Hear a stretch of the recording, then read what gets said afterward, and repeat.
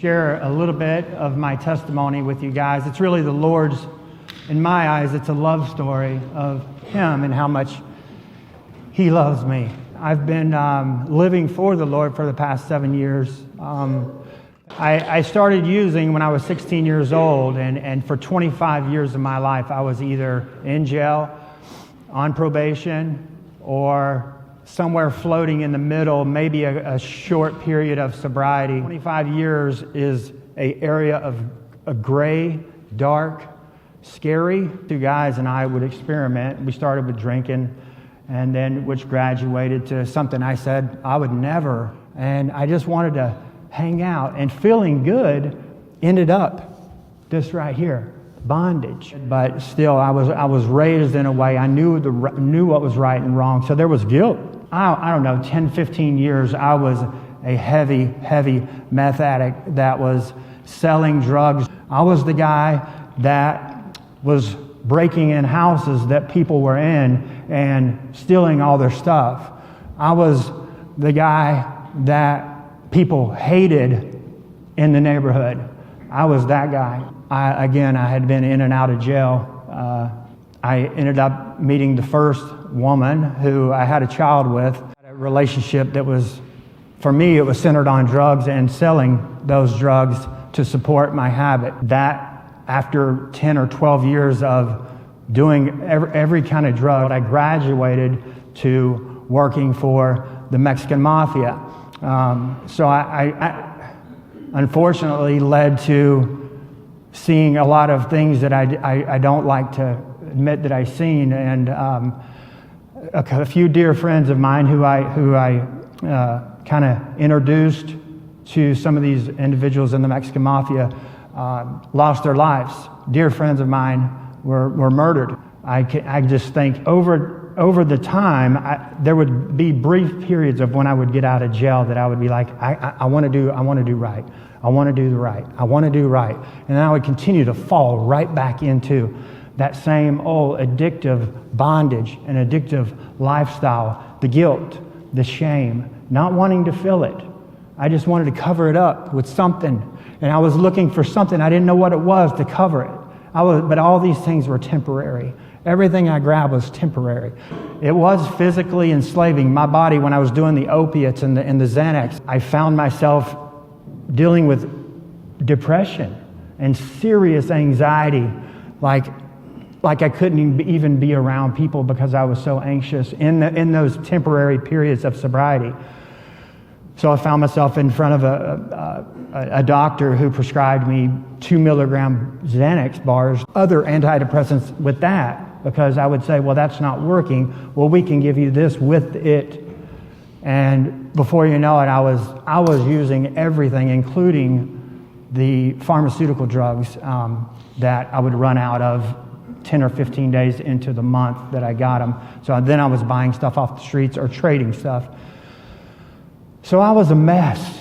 So I had my first child, and of course I lost that relationship and that family. My daughter and her mother moved to Atlanta to get away from me, which again, shame, guilt, not only from my parents, that being a terrible son, I was now a terrible father. I didn't want to feel that. I was looking for everything to cover that. I was finding myself just wallowing in what I now know as sin. But at that time, I was being told I had a disease.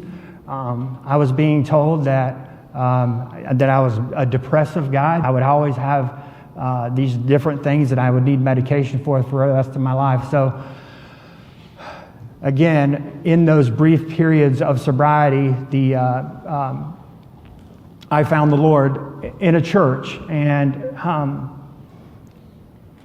I gave my life to Christ in a church, was baptized, and now looking back, I believe that's when the Lord saved me. And then I began to fall back into addiction. I began to rebel against God after I was saved. So it can happen. And then as I fell back into it, I believe the guilt and the shame became worse in my eyes. I believe it became worse because I knew what was right then. And I rebelled. Meeting another woman, and I had 2 children in the midst of all that. And again, it's still blurry to me because that's during hardcore active addiction, all this was happening. I destroyed that relationship, by the way. They left me. More guilt, more shame, more running to drugs. I found myself at 42 years old. They did a reverse sting in a house, and they had DEA was at the house, and I was asked to come to the house. They thought I was they thought I was the big guy. Well, they ended up, when I walked in the door, they arrested me and they searched me, and I had drugs on me. So I sat there all night while they did a reverse sting, and I had been up for days on end. And I just remember sitting on the couch while they were calling more people to this house and thinking, I guess I'll go to jail and get some rest.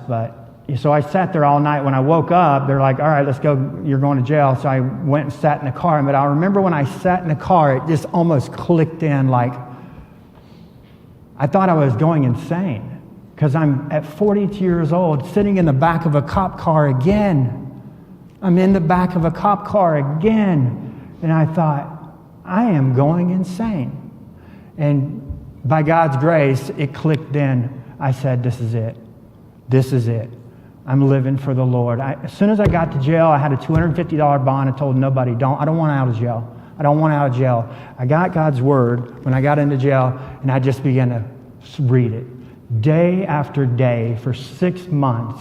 And about 4 months in, my brother reached out to me on the phone, and he said, Kirby, would you be interested when you get out of jail to have some biblical counseling? And I thought, sure.